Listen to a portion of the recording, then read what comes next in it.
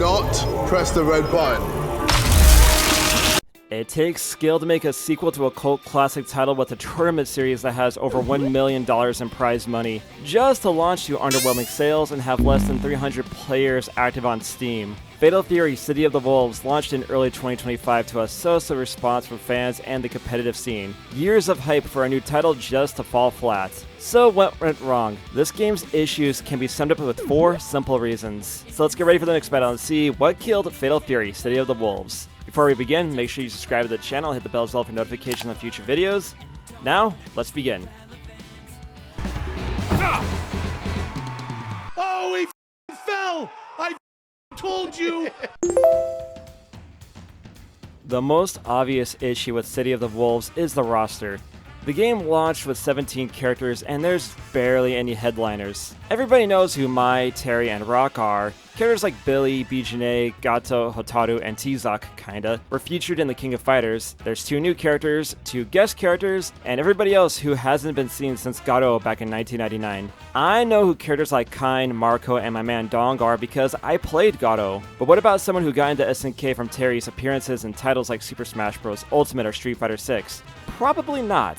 It does not help that City of the Wolves does a terrible job of explaining things for newcomers. Some bigger names like Blue Mary and Yamazaki would have gone a long way to help welcome in new players in. Or hell, go full crazy and put Kyo and Yori in for longtime players of the King of Fighters. It's not like SNK doesn't have a game out already where they could pull assets from. The base roster makes sense as a follow-up to Gato, but SNK has made a lot of games in the 25-year gap between titles. And yeah, a one-on-one fighter is going to have a smaller roster than a 3-on-3 fighter, but it's worth critiquing as the roster feels so limited. Was SNK unable or unwilling to recycle assets from the King of Fighters 15? Are all the heavy-hitting Fatal Fury and SNK characters being held hostage for DLC? How come there were only 2 big-titty game waifus in City of the Wolves? Sorry, Preacha, nobody is jacking off to you. No one's gay for Mole Man. Gato did not draw endless amounts of smut for nothing. Shouts to Kensu, the SNK CEO of sex. One of the biggest appeals of fighting games is the roster, and the roster in City of the Wolves could have been a lot better. And let's address the elephants in the room. The royal family wasn't just content in buying SNK. They made them put in their toys in the title just to flex on the world how much money they have to burn by getting SNK to put in famed soccer player, tax evader, and definitely did not force himself on that woman Cristiano Ronaldo and DJ Salvatore Ganassi into the game. It's so obvious that these 2 were forced to be in at the behest of the royal family, and it stings even more as it's clear that these 2 took up character spots that should have been for other characters. Joe and Andy should never be DLC for a Fatal Fury game. Even if Ronaldo and Ganassi weren't forced in by the royal family to be in the game, they would still be out of place in a fighter. I am not a soccer fan, I am American, and we have an objectively better version of football at home. But I have at least heard of Ronaldo. Do you think the average soccer fan is going to run out and buy a fighting game just to play as him? No, those people are going to buy the latest FIFA instead. And honestly, before he was announced as a playable character, I had no idea who Ganassi was. The dude doesn't even have 1 million listeners on Spotify. His music videos are fun, and he has at least made some appearances at FGC things. At the same time, I don't think anyone who is a fan of his music is going to buy a video game where you can play as him. People into his kind of music are too busy doing illegal substances at overpriced nightclubs or festivals where it costs a small fortune for the worst gin and tonic of your life. I'm never going to financially recover from this. The sad part is, SNK could have put the 2 in without much controversy. NRS figured this out. In Injustice 2, they have Raiden, not those ones, as a DLC character, but you could get a premium skin that allows you to play as Black Lightning instead. They have the same moveset, but they have different voice lines, so it's like having 2 different characters. SNK could have given Duck King a Ganassi skin, and that would have been fine. And you can make an original soccer character like the 4th forgotten member of the American sports team. We will name him Fabiano Lopez. All you have to do is give Fabiano a Cristiano skin, and boom, you've cleaned with a roster, have the celebrities, and have original characters to use in future games without having to pay for royalties in future works. While the celebrities were a bad call, that's just one issue with City of the Wolves. Listen, if you're going to put celebrities in your game, make them celebrities people actually know. Or at the very least, would be kind of funny in and out of context. Here's $1 million idea, SNK. You have Mr. Big coming up as DLC. Why not give him a Pitbull skin? It doesn't match the game, but it would be kind of funny. Plus, Pitbull was in that terrible Ugly Dolls movie. I think he'd be down to be in a video game. Even ignoring the roster issues, the biggest issue with City of the Wolves as a product is just not worth the price of admission. There's barely anything to do besides online, tutorials, and the arcade mode, which is a letdown because games like Street Fighter 6, Soul Calibur, and the NRS games have shown that there's so much you can do with fighting games. So if you're a casual player looking for something new to do, you're going to be bored with City of the Wolves. And if you're a competitive player, like you're one of those dudes who does not care about single player content at all, you're just here for the games, you're still going to be let down because the balance in Season 1 of City of the Wolves has been bad. It's like SNK wanted to make an old school fighting game, and they also brought back that old school fighting game balance. Unless you really like SNK games or knew that you had the potential to win some of that Saudi money, there wasn't much reason to put all of your time into City of the Wolves unless you just really like the game. And the gameplay can be fun. It can best be described as not as good as Street Fighter 6. Okay, Just Defense, the top engine, and brakes are fun. The whole rev system is like the drive gauge, but doesn't offer the same amount of options as that does. There's a single player campaign, but it is no world tour. Smart style is not as intuitive as modern. The netcode is fine, but again, not as good as Street Fighter 6. You see what I mean? The tagline for the game could have been, Fatal Fury, City of the Wolves. It's not as good as Street Fighter 6.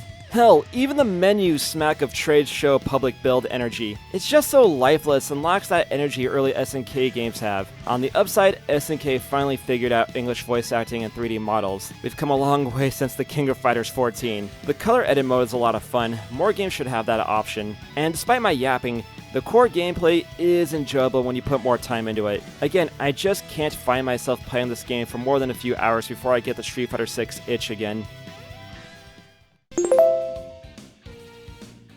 This is a difficult one to explain. City of the Wolves had a lot of promotion. There was a lot of showings at things like events, buses, promotions at sporting events that are being used by the royal family to make people forget about the human rights violations in Saudi Arabia. And it's clear that the marketing budget should have went into the game itself. It sounds cool to have your product being shown at events or places that have a lot of eyes on them. However, the issue is that the advertising doesn't illustrate why someone would want to buy the game. It's the video game equivalent of Gabble, gabble, gabble!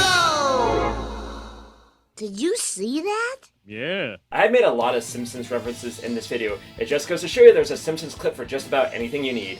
The beer-belly dads watching the Connor Ben and Eubank Jr. fight aren't going to have much interest in a fighting game that has next to nothing to do with the sport they are watching. And after watching this ad, I think people even know less about City of the Wolves than they did beforehand. There's putting the cart before the horse, then there's pushing the cart off a cliff into the Sea of Japan.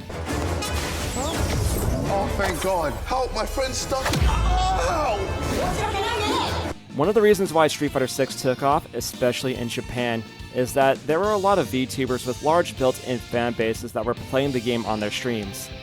Chances are people watching VTubers or streamers probably enjoy games, and they saw their favorite person enjoying a game, and that fan would think, I might have fun playing that game too. Thus, those fans got into 6 and helped 6 become one of the biggest fighting games in Japan. Had SNK approached more influencers and focused more on their core audience and people who are interested in buying a video game, they would have had something. Trying to advertise a niche fighting game to a bunch of sports fans is the equivalent of trying to shill a septic tank cleaning service at a book fair. Yeah, you might get a few new customers, but most are going to wonder how the hell did they get here. Then again, SNK's marketing guy might not be the best because somehow this thing slipped through the cracks. Hey, come on, come on! More like 3 cracks in this case, ha-cha-cha-cha-cha-cha. And this is really petty. The name City of the Wolves is confusing. Time to be chronologically confused. The first 3 canon games in the series were Fatal Fury 1, 2, and 3. Then it goes into Real About Fatal Fury, Real About Fatal Fury 2 because SNK was clearly afraid of the number 4, and then you get into Garo, Mark of the Wolves, which acts as a time skip after Real About Fatal Fury 2. Okay, that can make sense for a soft reboot of a franchise. Now, after 20 years, we get Fatal Fury City of the Wolves. When you change the name so many times, it gets hard to follow. It does not help there's a lot of spin-offs for Fatal Fury that makes things even harder to follow. When the producer has to clarify it's the 7th canon game in the series and people on Twitter can't figure out a hashtag for the game, you might have a naming problem. But I've been dancing around the biggest issue of City of the Wolves. Fatal Fury is not SNK's flagship franchise. It seems like SNK is trying really hard to push Fatal Fury as their flagship franchise in recent years. However, the series has not had any major relevance since Garo's release in 1999. SNK should have shown concern, as a lot of players associated Terry, Mai, and Geese's guest appearances in other titles as them being King of Fighters characters, not Fatal Fury characters, despite it being spelled out right for them. You know what game SNK has put most of their time into? The King of Fighters. And you know who were the poster boys of SNK during that time? Kyo and Iori. It's telling that the top 3 spots held in a KOF popularity poll was Kyo, Iori, and Mai. I see the vision of what SNK was trying to do, getting Fatal Fury characters into big titles like Smash Bros, Tekken, and Street Fighter 6. However, they could not disassociate from the KOF branding, which I think hurt City of the Wolves from the outset, especially as the game, from a casual perspective, doesn't stand out from previous SNK games. The game only looks marginally better than King of Fighters 15, but it has fewer characters than that title, nor does it have Samurai Showdown's feudal Japan aesthetic to help stand out, not to mention other fighting games being released that split players' attention.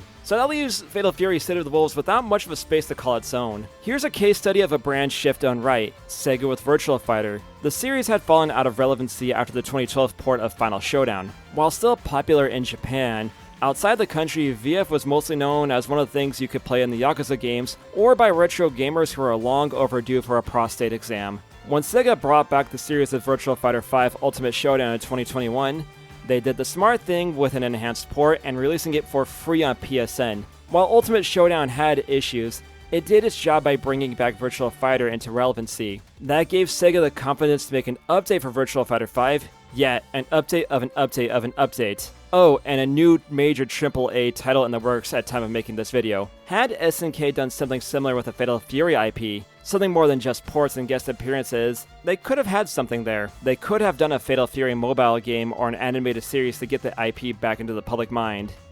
If they decide to make a new King of Fighters or Fatal Fury anime these days, it's not like they have a particularly high bar to clear. There's not enough overpriced gin and tonics in the world to make me think about King of Fighters Destiny ever again. Even greater than that, the biggest issue that SNK is facing is that they have yet to figure out how to appeal to a younger crowd, unlike their contemporaries. I think people recognize the characters, the games, and some of the branding, but that has not necessarily translated into sales. Don't get me wrong, it is cool to see Terry and Mai in so many titles. The problem is that it's hard to get people to check out the source material, as SNK's games, especially their newer titles, don't stand out compared to the games that SNK's characters are guest starring in. The end result is SNK games having shorter lifespans, and their player base is petering out faster compared to other fighting game titles. Even their big mobile game shut down, and that had Rock Howard meeting Dwayne "The Rock" Johnson. And again, SNK hasn't done much to expand their brand besides the fighting games, guest appearances, and their retro titles being easily available. SNK's approach to making games these days is dated, and they need to do something to shake things up for future releases if they want a bigger piece of the fighting game pie. They have that Saudi money, use it! As it stands, Fatal Fury City of the Wolves is just average in terms of gameplay and online. It can be fun, it's just an underwhelming release with branding issues, obvious executive meddling, and not doing anything to stand out in the fighting game genre. A genre that has been seeing games pushing the envelope forward. I love SNK, I love their games, I love their aesthetic, so I hope they can figure out something for future releases. Remaking Booty Key 1 would be a great start.